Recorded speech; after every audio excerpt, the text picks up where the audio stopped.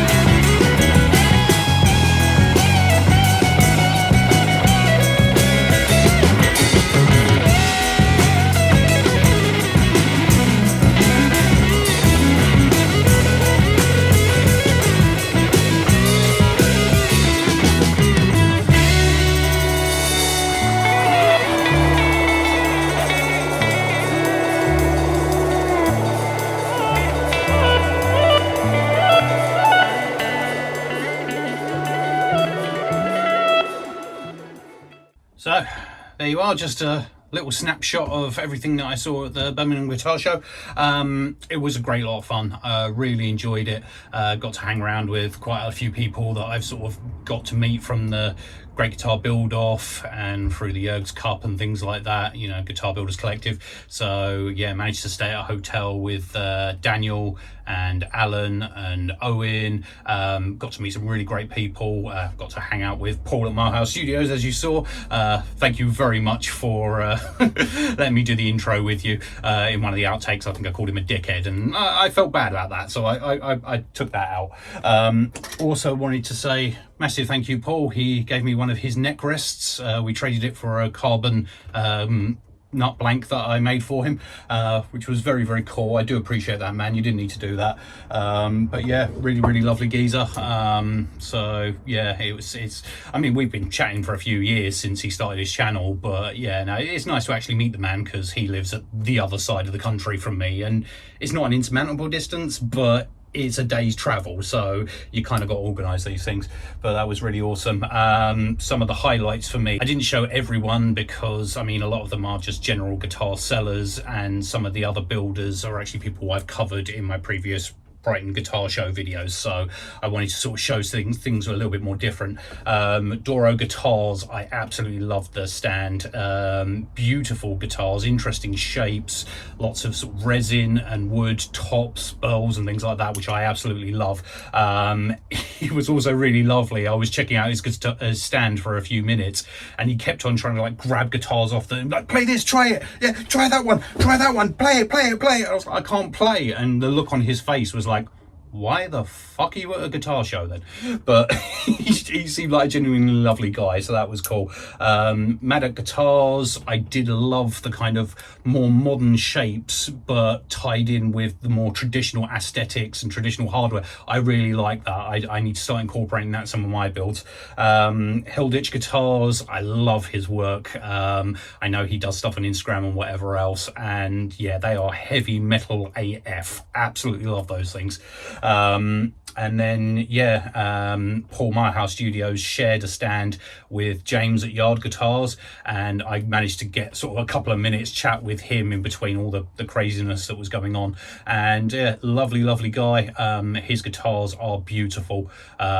Just the work he does, and even the stuff I see on his Instagram and on his YouTube channel, showing sort of like the 3D printed jigs he does, as well as all of the CNC work, as well as the hand-built stuff. I really appreciate his stuff, so it was nice to get a chat to him. And then Tobias Casper, the last thing you saw on that reel, the stunning tops that he makes with all the crazy colored resins and the stabilized woods and the burls. I chatted to him, and I instantly just went to hand over my card, and I was like, just give me some tops, I'll pay you whatever you want. And he was telling me that he is backlogged to hell and back. Like, he's got so many orders he can't fulfill, and you've got luthiers making guitars for like members of Slipknot and other really big bands, and they're just hounding this guy for tops and bits and pieces for their guitars. So I've got a feeling I won't get any of those soon, but I will be making contact with that guy, because he was a lovely geezer. Me and Daniel were chatting to him for ages.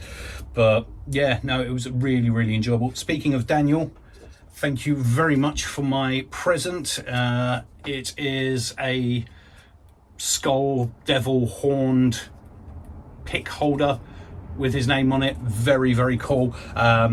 Not being a player, I don't have a use for a pick holder, but I will possibly see if I can drill out some of these holes and maybe turn it into a chisel stand or something. But yeah, he made this for me, and I really appreciate that, Daniel. Thank you very much. It's Devil and Son guitars, Devil and Daughters guitars. I think he's got about 6 different things going on. Daniel, you're doing too much, bruv. Just calm down a little bit, please. But yeah, no, it was really awesome getting to sort of hang out with everyone.